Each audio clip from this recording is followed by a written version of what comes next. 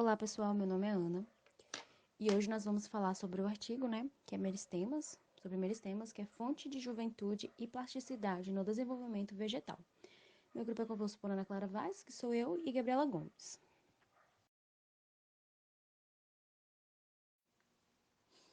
Olá, gente, então, a ideia do artigo é descobrir os avanços sobre a biologia meristemática. Com esse estudo, nós vamos entender o mecanismo regulatório altamente refinado, que é fundamental para o funcionamento dos meristemas. E começa com uma pergunta, que é como as plantas conseguem ajustar tão eficientemente o desenvolvimento sem sair do seu lugar, mesmo com diversas e intensas variações ambientais. Então, assim, ela está relacionada ao ponto que a planta tem um padrão de desenvolvimento distinto dos animais. Isso porque elas podem ter capacidade de gerar novos tecidos e órgãos, tendo uma maneira recorrente de crescimento, e essa maneira pode ser aberta ou indeterminada, tudo isso durante toda a sua vida, Olhando o lado dos animais, eles apresentam um crescimento fechado e determinado, então os tecidos e os órgãos são desenvolvidos só na embriogênese. Com a planta, ela tem um corpo indeterminado, então entende que o número de órgãos não é pré-definido, isso porque tem capacidade de desenvolver de forma modular durante a vida pós-embrionária. Isso tendo a maior plasticidade das variações ambientais. A outra pergunta é: qual o mecanismo celular que proporciona às plantas formar novos tecidos e órgãos durante o desenvolvimento pós-embrionário? O desenvolvimento pós-embrionário ele é padronizado, em análise por pequenos grupos celulares que funcionam como fontes celulares mantenedores de características juvenis e potencialidade na diferenciação dos tecidos, que é especializado no desenvolvimento pós-embrionário. Ao decorrer da apresentação, nós vamos entender mais essa parte dessa pergunta. Os meristemas são reconhecidos como tecidos proliferativos, presentes em regiões específicas de corpo vegetal em crescimento, isso gerando continuamente novas células para a formação de tecidos e órgãos. Esse crescimento vegetal ele é considerado dependente de regiões meristemáticas, dependendo das regiões meristemáticas. Então, ocorre em duas fases. A primeira fase ela vai proliferar com o aumento de massa celular, isso nas divisões celulares, no meristema, isso pela síntese de macromoléculas. Agora, a segunda fase, ela é uma onda de células que cessam a proliferação e passam a se expandir, que aumenta individualmente o volume, da célula, e as células meristemáticas, elas param suas divisões mitóticas à medida que são liberadas dos meristemas para incorporar aos tecidos e os órgãos específicos, proporcionando a diferenciação e o crescimento dos caules e ramos. A formação das folhas e flores também tem uma formação contínua e com o desenvolvimento do sistema radicular. Dúvidas sobre as recentes terminologias e conceitos. Então, nesse tópico de novos conceitos e terminologias no estudo meristemático, eles falam sobre as dúvidas que geram sobre esse novo vocabulário que foi incorporado recentemente. E eles atribuem essas dúvidas principalmente pelo volume de informações novas que chegaram nessa pesquisa do desenvolvimento vegetal.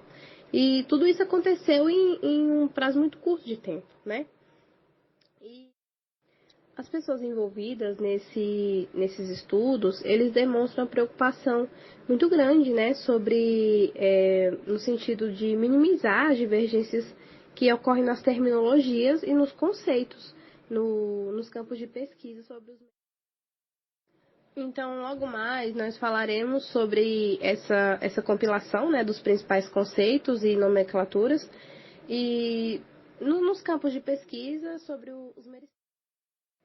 Então, quanto à potencialidade das células meristemáticas, a potência da plasticidade, ela foi desenvolvida primeiramente para as células animais, que foram classificadas como unipotentes, multipotentes, pluripotentes e totipotentes. O que seria isso? As unipotentes, elas seriam as que têm a capacidade de se diferenciar em um único tecido. As multipotentes, que seriam as células-tronco, pluripotentes seriam as células que são capazes, né, de se diferenciar em quase todos os tecidos, e as totipotentes, elas são aquelas células que têm a capacidade de divisão de uma célula, e essa única célula dividida, ela pode produzir células diferenciadas. E assim, por mais que as células animais, elas foram as pioneiras, a gente pode dizer, né, foram as pioneiras nessa classificação, dessa indicação de potência, anteriormente, a totipotência já tinha sido usada em estudos de células vegetais. Então, essa nomenclatura, totipotência, ela foi proposta lá no início do século XX, mais precisamente em 1902, pelo botânico Gottlieb Herbert Land. Meu Deus, é muito difícil esse nome, desculpa, gente.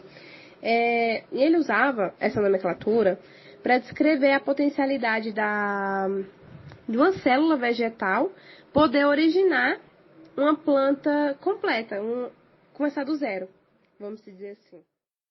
Então, esse botânico que eu acabei de mencionar, ele fez vários testes, vários experimentos e afirmava que era possível obter embriões artificiais a partir de células somáticas. E essas tentativas dele, esses experimentos, não foram para frente, não deram muito certo. E após essas falhas, ele consolidou, né, os princípios que norteavam as técnicas de cultura das células, estudos de tecidos, órgãos vegetais, e que hoje nós, estudantes, professores, utilizamos como base e a gente utiliza. O artigo, ele faz uma menção sobre como posso dizer, a capacidade que uma planta adulta, a célula de uma planta adulta, ela tem de expressar a totipotencialidade na condição in vitro, enquanto a célula do mamífero, ela perde essa característica, a característica totipotente, e é no estágio embrionário, lá no pós-zigótico, onde a gente aprende lá na embriologia, e esse estágio pós-zigótico, ele tem apenas 8 células. Então, ele faz essa relação, né, dessa plasticidade de desenvolvimento nos mamíferos, que é completamente diferente da plasticidade das plantas, que as plantas têm a característica de se adaptar, de evoluir, e os meristemas, eles se adaptam em diferentes locais. Já os mamíferos não, os mamíferos, eles perdem essa capacidade lá na fase embrionária ainda, que seria, por exemplo, à medida que o desenvolvimento embrionário vai avançando, ele resulta na queda, na diminuição das células multipotentes. Por exemplo, na formação da medula óssea, a formação de tecidos especializados que originam diferentes células, a partir daí já perde esse poder de plasticidade da totipotência. Os pesquisadores, há mais de décadas, eles acompanham esse desenvolvimento da potencialidade celular dos mamíferos e essa especialidade, né, da cultura in vitro das células somáticas.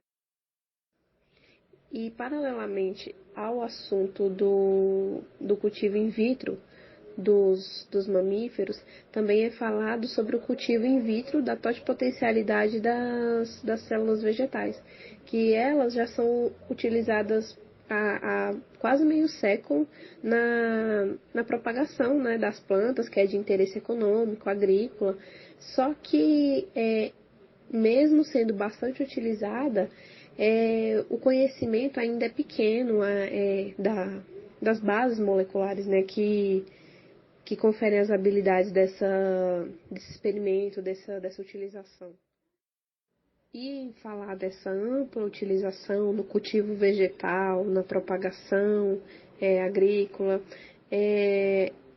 a embriogênese somática em plantas, no cultivo, ela foi recentemente incluída em 25 tópicos considerados mais relevantes e ainda pouco entendidos na ciência, por esse fato das bases moleculares dela ainda não ser muito estudada, ser pouco entendida. Bom, a totipotência da célula vegetal, ela geralmente é relacionada às condições específicas do cultivo in vitro.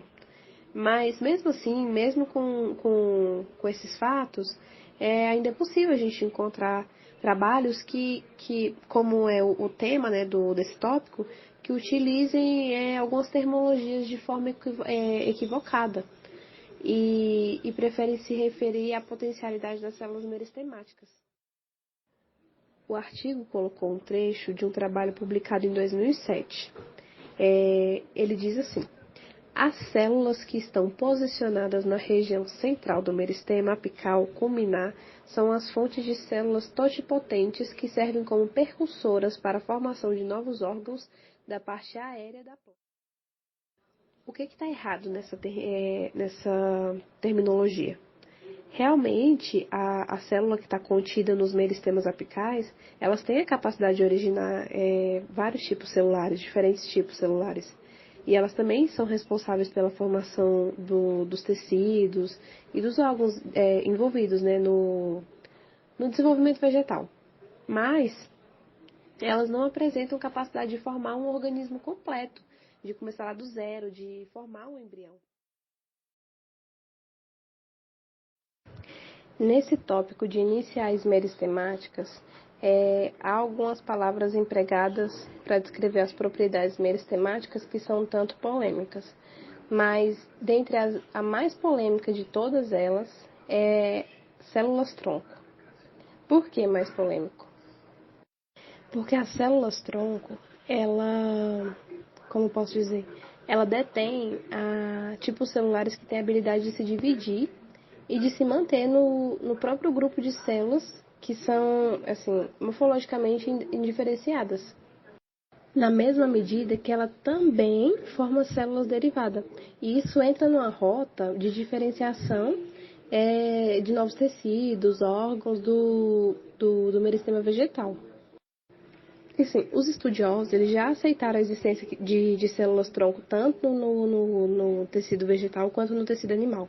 Mas o que diverge essa aceitação é que tem uma diferença numa proporção bem grande, numa proporção considerável, da forma como elas agem no desenvolvimento dos indivíduos.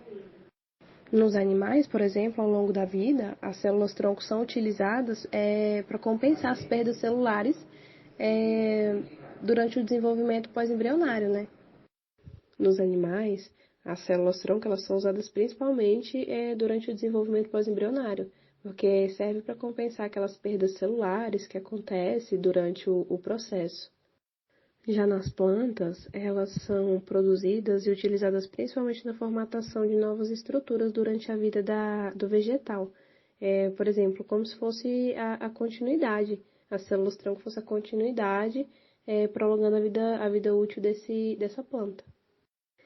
O autor que foi mencionado no artigo, ele faz a proposta de que o conceito de células-tronco ele deveria ser estendido. Um autor mencionado no artigo, que fez um trabalho e foi publicado em 2007, o nome dele é Verdeil.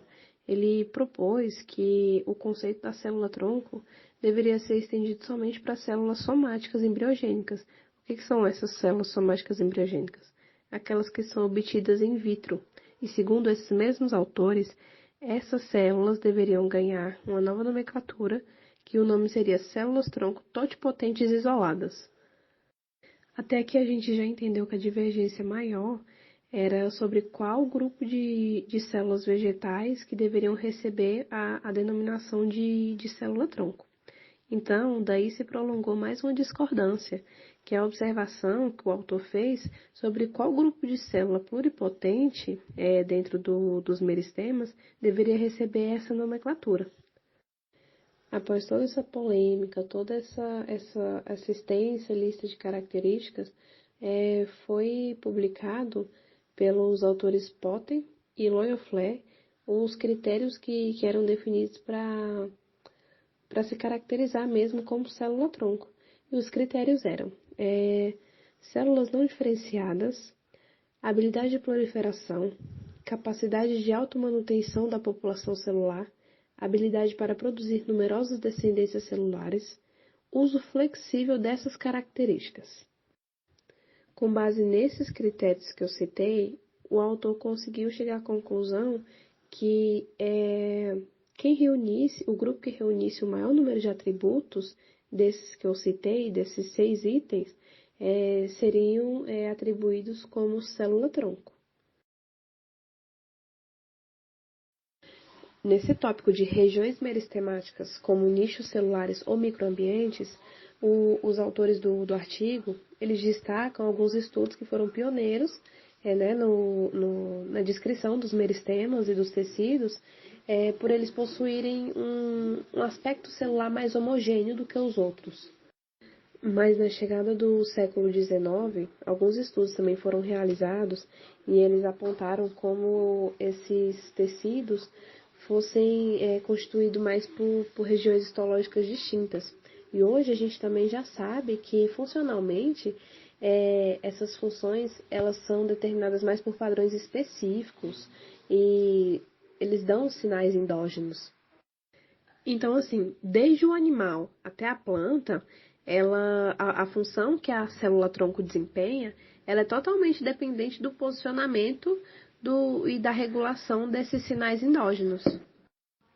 Então, assim, o conceito de nicho de células-tronco, ele vai desembocar no reconhecimento de que as células elas adquiriram ou expressaram as características típicas, e não porque elas já tinham essas propriedades celulares já na sua pré-existência. Porque, na verdade, elas encontram o microambiente, né, que é o tema desse tópico, elas encontram o microambiente e ela define o nicho meristemático dessa célula. Então, essa é o paralelo aqui. Então, na comunicação intercelular no interior dos meristemas, esse é um papel muito importante, né, que a célula vai desempenhar, porque ela exerce a função de controlar a organização e funcionamento do que está acontecendo ali. E essa engrenagem, ela está sempre regulando e coordenando os sinais que vão participar da manutenção do nicho celular, do nicho das células-tronco. E essas células meristemáticas, elas têm uma curiosidade muito importante, porque elas interagem de forma muito importante, de uma proporção enorme, com os tecidos que estão localizados ali nos arredores da planta. E essa interação, ela é, assim, fundamental, de extrema importância para esse controle de identidade das células-tronco. Esse artigo, ele aborda muito o que a gente aprendeu lá no primeiro semestre em biologia celular. As plantas, elas se comunicam entre as células, né? A gente já sabe. E tudo isso é realizado por meio do trânsito das moléculas, com os nutrientes, hormônios, as proteínas. E esses nutrientes, eles desempenham um papel sinalizador, que é de suma importância, é a base, assim, do processo celular. Esse trânsito da comunicação, ele tem duas formas para ser concluído. Ele pode ser realizado por meio de transporte de moléculas célula a célula, que seria nos espaços intercelulares, ou por meio de plasmodesma. Geralmente, as células meristemáticas fazem a comunicação com as suas células vizinhas por meio de plasmodesma. É uma alternativa mais executada pelas plantas, pelos meristemas, porque esse tipo de comunicação, ela permite a formação de domínios simplásticos, que ele aumenta a circulação do número de moléculas sinalizadoras. Esse novo tópico, ele aborda os fatores de transcrição, o que são e como atuam nos meristemas. O que seriam os fatores de transcrição? É nada mais, nada menos do que as proteínas que são codificadas por genes específicos. E esses genes específicos, normalmente eles controlam a expressão de um conjunto de gene-alvo. E aprofundando mais nesses fatores de transcrição, a gente descobre que essas moléculas sinalizadoras, elas desencadeiam uma gama de cascata e de respostas celulares. E esses fatores de transcrição, eles são utilizados como base para eles exercerem uma influência que vai determinar a definição e o destino celular de uma ampla gama de tecidos vegetais, inclusive no assunto que a gente está falando sobre os meristemas. Alguns estudos já vêm abordando e identificando o uso desses fatores de transcrição em plantas mutantes. Eles têm um conhecimento de alguma dessas moléculas sinalizadoras e eles afirmam que algumas mutações que são feitas, elas interferem na ação dos fatores de transcrição. E essa interferência, ela reflete diretamente em deficiências funcionais. Aí, essa deficiência funcional, ela pode ser atribuída à ativação de algumas cascatas de transcrição gênicas que elas são associadas a vias específicas do desenvolvimento. E o resultado dessa deficiência funcional pode ser de diversas formas, desde uma conversão dos órgãos e tecidos até na incapacidade da formação de um órgão específico do meristema. Células meristemáticas morfologicamente indiferenciadas e funcionalmente diferenciadas. Durante muito tempo, a diferenciação celular foi interpretada com base nas mudanças morfológicas e estruturais das células e tecidos. Então, a perspectiva que eles tinham das células meristemáticas e consideravam elas indiferenciadas só com base nas características morfológicas e estruturais. Só que alguns estudos mais recentes fizeram algumas abordagens moleculares e revelaram que essas características detectadas, elas poderiam dar margem e abrir um leque de interpretações sobre o grau de diferenciação dessas células. Mas a gente sabe que a atividade meristemática ela é dependente da existência dos subgrupos celulares, e eles precisam ser altamente especializados no ponto de vista funcional. E como a gente já havia mencionado no tópico anterior, essas funções elas são determinadas por fatores de transcrição, hormônios, fatores de remodeladores de cromatina e outras moléculas sinalizadoras. Então a discussão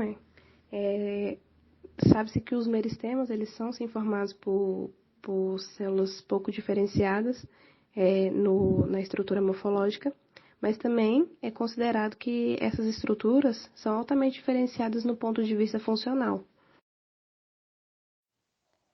Vamos lá, pessoal. Agora nós vamos falar sobre a origem, padrões de organizações e fundamento dos meristemas. Na embriogênese das angiospermas, tem poucas estruturas, sendo hipocótilo, radícula, cotiledônia e os outros dois meristemas primários, que são chamados de meristema apical radicular e meristema apical caulinar. No desenvolvimento, os meristemas apicais eles são mantidos durante o pós-embrionário. Vou lembrar isso. Em um conjunto, vêm as iniciais estruturais dispostas e oriundas diretamente das suas atividades mióticas, né?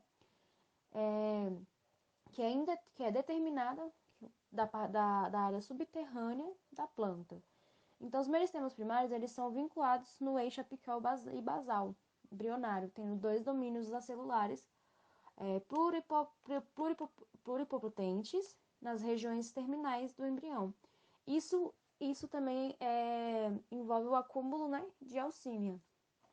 As fronteiras do meristema apical há um domínio celulares específicos que também tem ação do balanço dinâmico entre a proliferação das células recém-produzidas, né, e elas têm um controle hormonal para a expressão gênica, que localiza na célula do meristema, e isso acontece a divisão celular, a divisão das células, né, das células tronco, que pode levar ao afastamento das células filhas e diferenciar os ciclos mitóticos ou juntar outras células formando um novo órgão.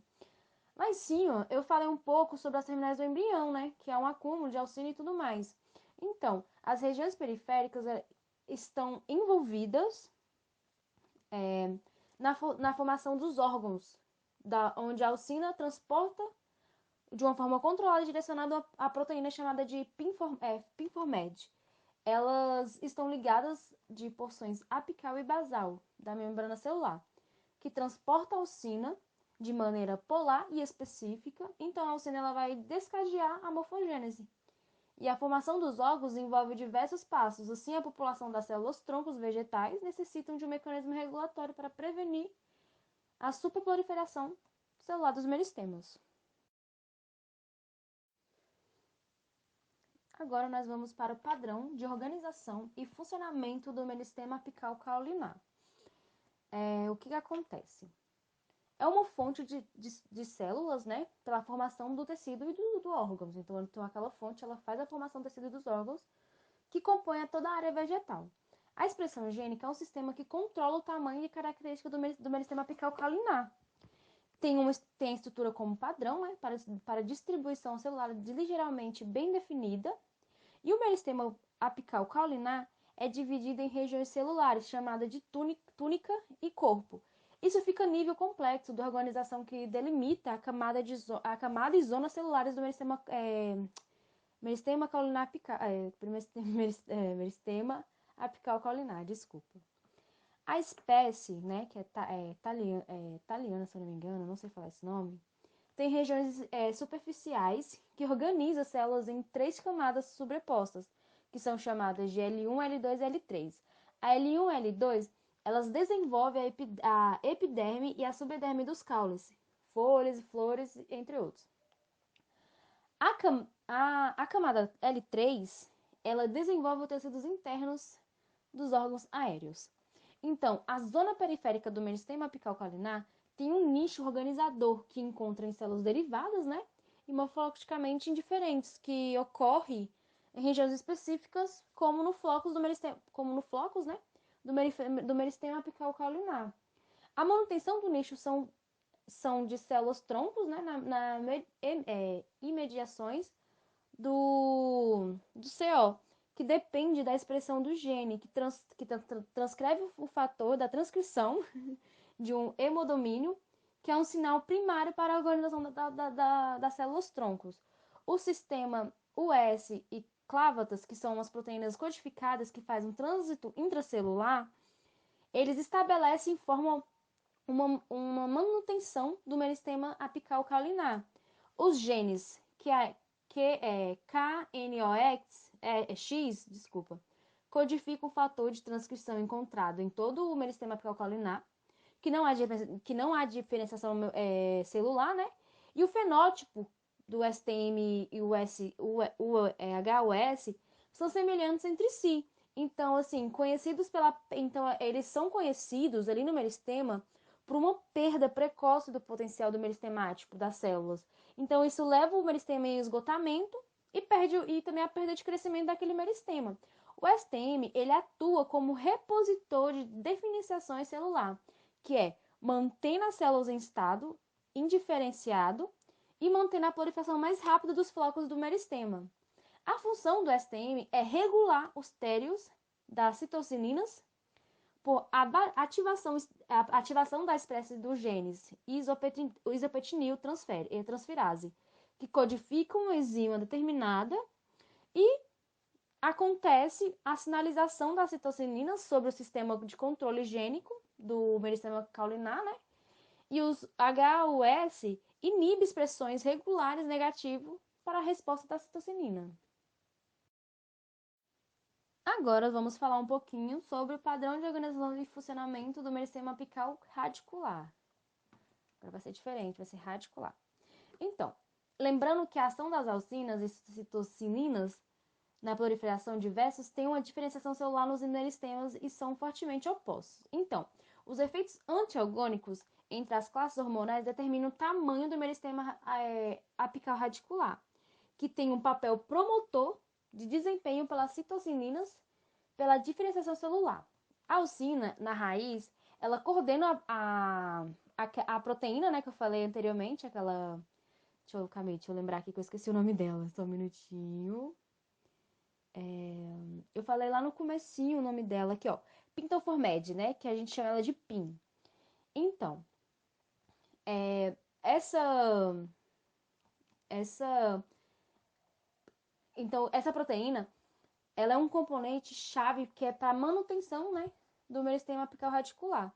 Ela controla as divisões celulares e ainda mais o acúmulo de células trônculos radiculares. Elas também geram células derivadas que sofrem um número de divisão mitóticas antes de entrarem na zona de alongamento para a manutenção da taxa de crescimento radicular e o tamanho também do meristema apical radicular. São definidos que depende da extensão de diferenciação celular que ocorre a zona de transcrição entre as regiões de divisão e alongamento celular. Então, a transcrição, ela acontece ali ainda no alongamento celular, né? Que faz a diferenciação celular ali na parte do alongamento. O meristema apical caulinar, ele tem um centro organizador de células troncos. Já o meristema apical radicular, ele tem uma região equivalente, né? Que é chamada de centro quiescente, que a gente conhece, vai falar muito sobre ele, vai ser falado sobre a CQ, né? Que eu vou falar mais para diminuir um pouquinho. Onde são originadas as células da raiz. E tem células raramente entrem em divisão celular e são juntas, com as células juspostas, que formam um nicho celular do tronco do meristema apical radicular. O CQ, né, que é o centro quiescente, mantém a identidade da célula-tronco iniciais imediata. Isso tendo uma sinalização curta à distância para estabelecer um contato direto da célula a célula, né? E para ter esse número de células troncos e raiz em crescimento, que acontece também, isso acontece ainda na embriogênese. E são mantidas durante a vida toda da planta. Então, tudo isso, o meristema apical radicular precisa de ações que combinam dos diferentes genes, como pletora 1 e 2, né? Que eu falei que é PL1 e PL2. Escorecol, short, hot. Desculpa, eu não sei falar muitas palavras. Então, assim, essas partes, esses genes, né? Então, elas fazem uma região que tem um acúmulo da alcina glicosídeo, um local em que as proteínas elas se encontram com maior concentração e corresponde ao nicho de células troncos radicular. Então, assim, caso aconteça redução desses genes que estão ligados à proliferação celular, vai organizar uma maturação do meristema radicular, né, que são controladas por um mecanismo paralelo e são coordenadas por essas proteínas que participam da transcrição, que é SHR e SCR. Então, a SCR, ela expressa as células no centro esquicêntrios da endoderme e as raízes mutantes apresentam um período de crescimento limitado, que consiste em a redução precoce do número de células do meristema apical radicular, tendo a ausência do CQ e e a separação entre a endoderme e a camada mais interna do córtex. Então, o CQ ele fica ausente ali e também então acontece a separação entre a endoderme e a camada mais interna do córtex. Com o meristema apical caulinar, espera outras vias sinalizadoras paralelas, que cruzam a PLT1, PLT2, né, que são genes, e a SHR e SCR, que são descobertas no controle na organização e na atividade do meristema apical radicular. Então, essa descoberta tem a possibilidade de existência do mecanismo regular do nicho das células troncos do meristema apical radicular, que é equivalente ao sistema US ou OX, né? O OX5, que é presente no meristema apical também caulinar. Só que não sustentam a tal hipótese que as proteínas relacionadas a CL que se encontram mais na raiz.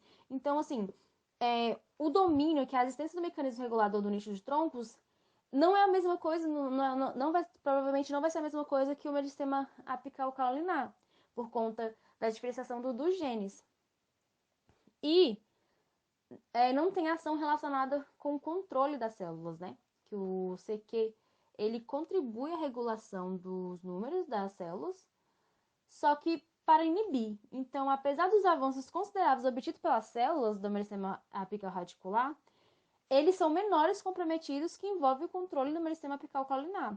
E não se sabe exatamente como esse mecanismo interage nos demais sinais. Então, a pesquisa ela não avança tanto assim, então, porque eles não conseguiram ainda descobrir sobre esse mecanismo, né? Porque se uma parte uma parte ela regula mais do que a outra.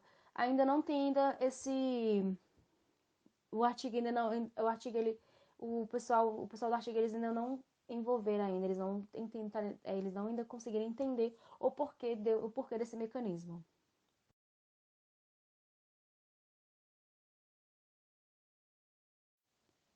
Vamos falar um pouquinho agora sobre o padrão de organização e funcionamento do periciclo e meristemas aciliares. Então, além dos meristemas apicais que são especificados durante a embriogênese, outros tipos de meristemas são formados com meristemas presentes nos sistemas caulinar e radicular, que são responsáveis pela formação, né, das gemas aciliares e raízes laterais.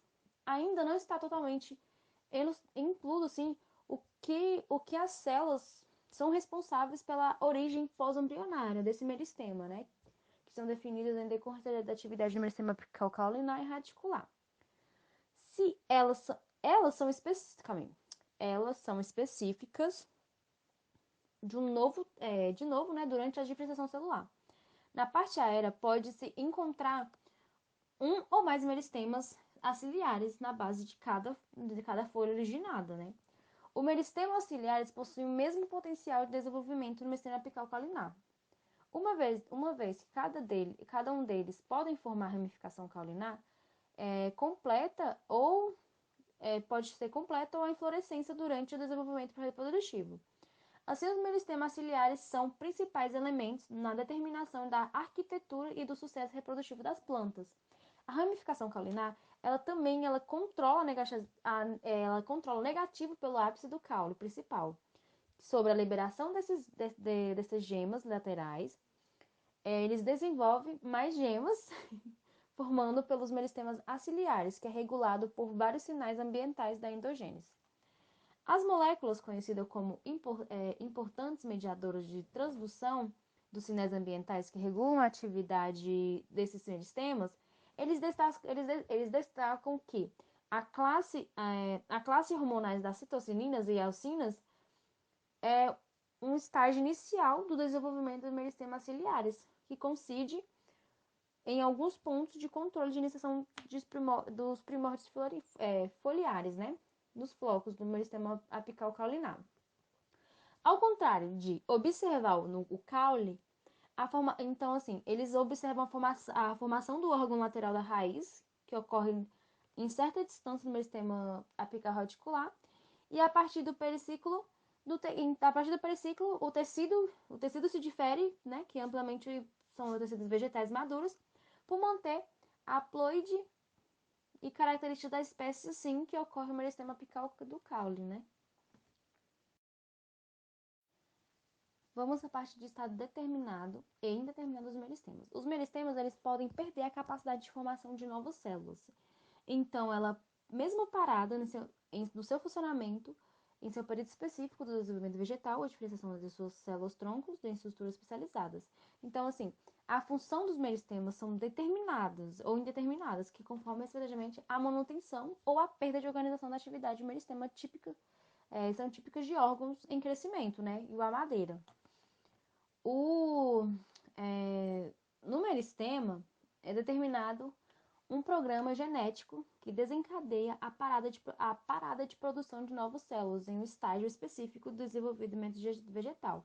Esse tipo de meristema é comumente responsável pela formação de órgãos com tamanho de forma definidas, e os meristemas indeterminados estão mais relacionados à formação das partes vegetais, que pode crescer por períodos variáveis ou apresentar diferentes tamanhos e formas de acordo com as condições ambientais, depende muito. Os nódulos fixadores, eles de nitrogênio, né, eles são presentes nas raízes das plantas, que são bons exemplos, né, para alteração e determinação do meristema durante o desenvolvimento, em determinado no início do desenvolvimento que possui um meristema ativo. E quando eles passam para maduro, então eles perdem a atividade meristemática. E isso, tipo, determina que são desprovidas da capacidade de crescimento. O mecanismo hormonal ali depois do controle, né, o mecanismo de controle hormonal e de gênico do meristema apicais, eles são relatados que nos itens anteriores eles ilustram alguns pontos que asseguram a organização e a atividade meristemática. Então, assim, eles querem mostrar a manutenção e caráter indeterminado deles. Então, a pesquisa é o quê? É olhar, né, qual o controle hormonal e higiênico dos meristemas para relatarem o que realmente aconteceu para ilustrar ao ponto de assegurar, né, uma atividade meristemática de caráter que ou ela pode ser desprovida do crescimento, né, ou então ela ainda está em fase ainda daquele crescimento até chegar o ponto certo. Então, assim, o meristema apical caulinar, ele é indeterminado, que é ativo no estado vegetativo, que pode ser mantido por um longo período, durante primórdios foliares que são formados em seus flancos, que dá origem também aos meristemas aciliares. Agora, os fatores extrinsecos, os intrinsecos, que é o do meristema apical caulinar, pode manter um estado vegetativo gerando um número indeterminado de fitometros. Fitometros. Ou então, eles ainda podem entrar em um programa de desenvolvimento determinado, né, que é produzindo um número de segmentos caulinares, que normalmente resulta na formação de estruturas reprodutivas. Então, assim, em alguns sinais endogênios indutores da mudança, né, da fase ali, do meristema apical caulinar, são produzidos nas folhas e transportados para o meristema apical caulinar, que é desencadeado de uma série de mudanças, incluindo as morfológicas, e que são chamadas, né, coletivamente por evocação floral. Então, o geral é explicar que os meristemas florais eles apresentam um crescimento determinado, sendo que algumas espécies do meristema apical caulinar pode transformar um meristema floral, que originar em uma flor única, né? E isso um exemplo também que tem dela é a flor que eu falei anteriormente, né? A Thaliana. Então lembrando o quê? Que o meristema apical é vegetativo inicialmente, né? Que pode ser convertido por uma inflorescência e posteriormente produzir depois meristemas florais, né? Em seus flancos. Estudos do desenvolvimento meristemático em espécies modelo versus diversidade vegetal. Então, os autores desse artigo, eles se basearam numa planta modelo para retirar essas informações. O nome dela é Arabidopsis thaliana. Eles utilizaram ela para obter as redes de sinalização da regulagem do desenvolvimento vegetal e o desenvolvimento meristemático. A planta Arabidopsis thaliana, ela foi escolhida e ela é muito escolhida para ser utilizada em estudos genéticos, porque o porte dela é pequeno, a análise da população dela é muito simples e o ciclo reprodutivo dela é relativamente curto, o genoma é pequeno, então a manipulação genética dela fica um pouco mais fácil do que as demais. Os mecanismos moleculares que foram descobertos nessa planta, ele é utilizado nas demais plantas, mas ocorre uma divergência pelas questões evolutivas, principalmente entre as gimnospermas, angiospermas, monocotiledônia ou ducotiledônia, porque elas apresentam uma complexidade na distância evolutiva desses grupos. Então aí entra os tópicos de seleção natural, evolução. Então, muitas sinalizações moleculares que foram descobertas na investigação dessa planta citada, ela depende muito de estudos comparativos de evolução e desenvolvimento. O grupo das orquídeas, elas representam bem essa linha de estudo, essa vertente, porque elas contribuem muito, elas têm uma família de angiosperma que é constituída por mais de 25 mil espécies, e elas são encontradas em diversos pontos com diferentes tipos de adaptação, e assim, a diversidade desse grupo de planta é elevadíssima. E não é à toa que o Darwin dedicou um livro inteiro só para esse grupo de planta. O livro que Darwin escreveu se chamava As Várias Formas pelas Quais as Orquídeas são Fertilizadas por Insetos. Apesar dessa dedicação dele em analisar esses processos evolutivos, as orquídeas ainda não elas são pouco representadas na área de estudo de especiação, evolução e isolamento reprodutivo.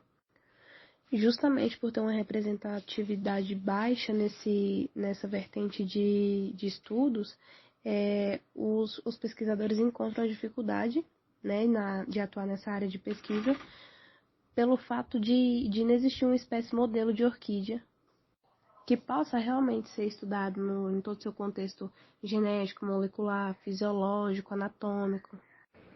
E essa dificuldade, ela não é encontrada só no grupo das orquídeas, é também encontrada em muitas outras espécies de mutante, pelo seu ciclo de vida ser muito longo. Por isso que a gente falou nos tópicos passados que tem algumas espécies que são realmente escolhidas por ter uma análise, né, molecular mais fácil de se fazer, o ciclo de vida dela é um pouco menor, de desenvolvimento.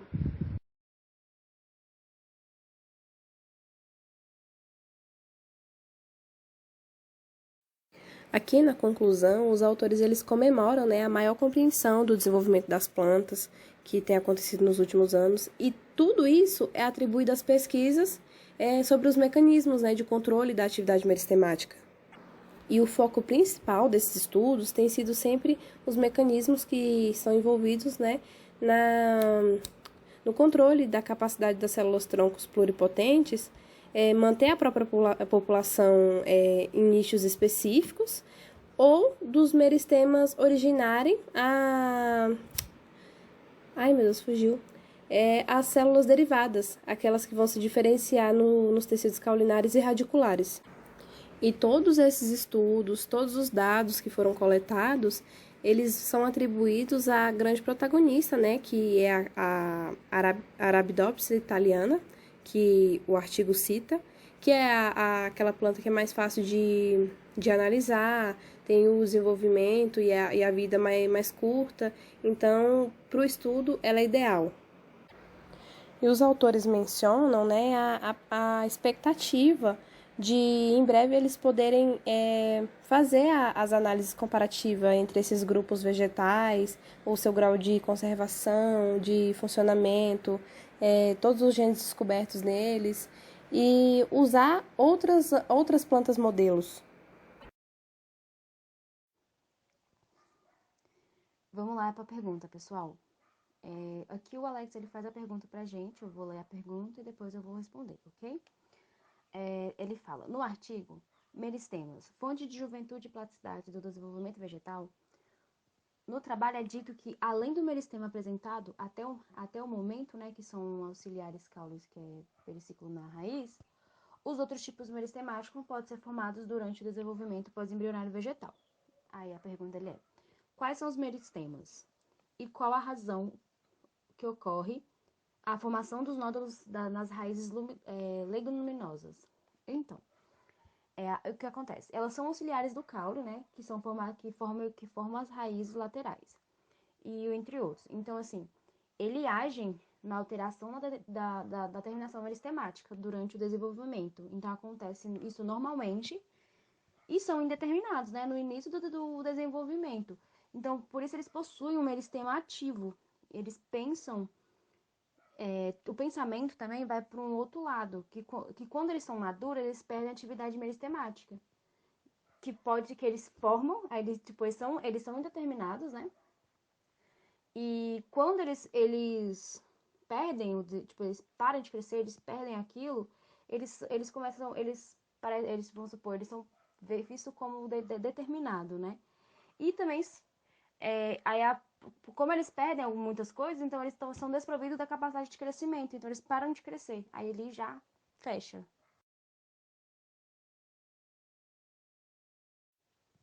Vamos para o grupo do Guilherme. A pergunta é, como ocorre essa conversação dos meristemas apicais dessas raízes em meristemas caulinares e ectópicos?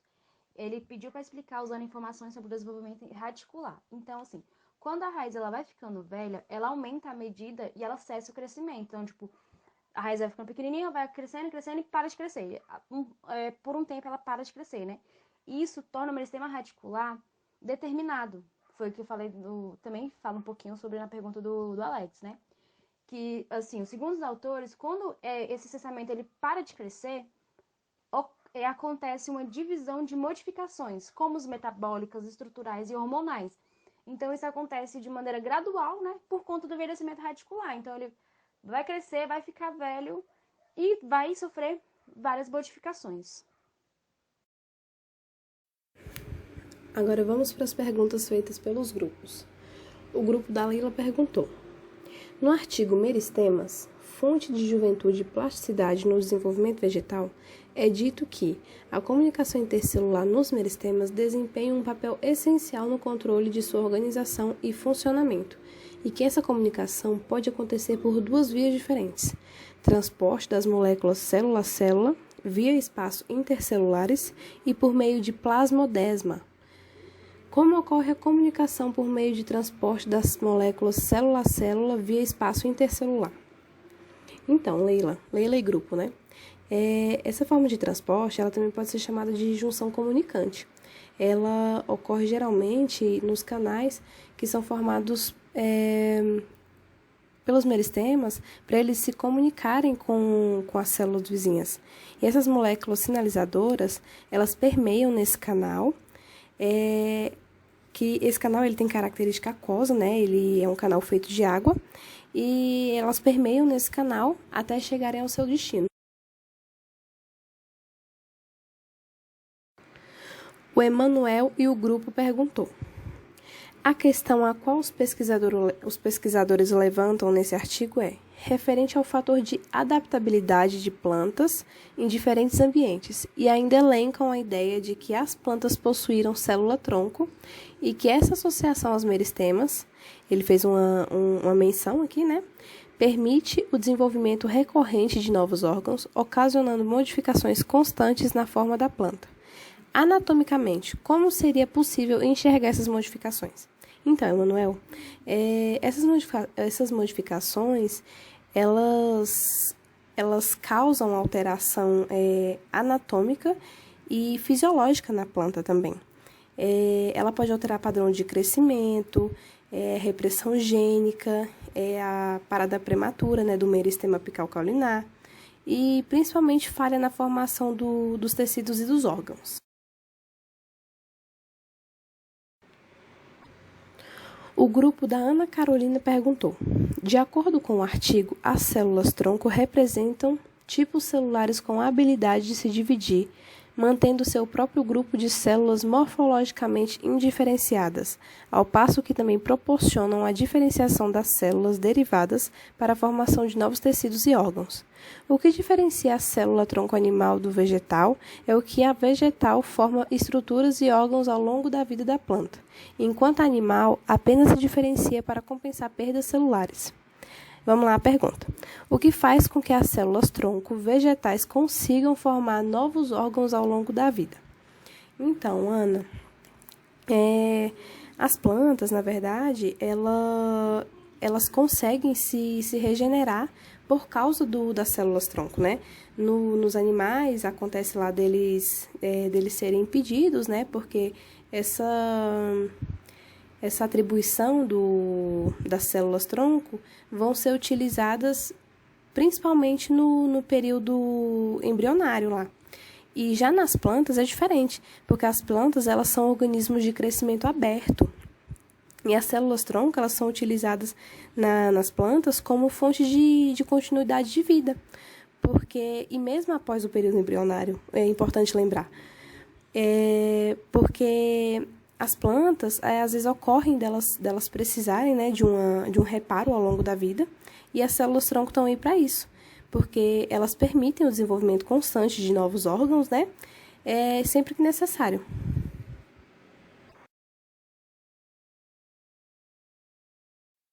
Então, gente, essa foi a apresentação do artigo escolhido pela gente. É um artigo muito importante, de extrema relevância para nós que somos estudantes de biologia.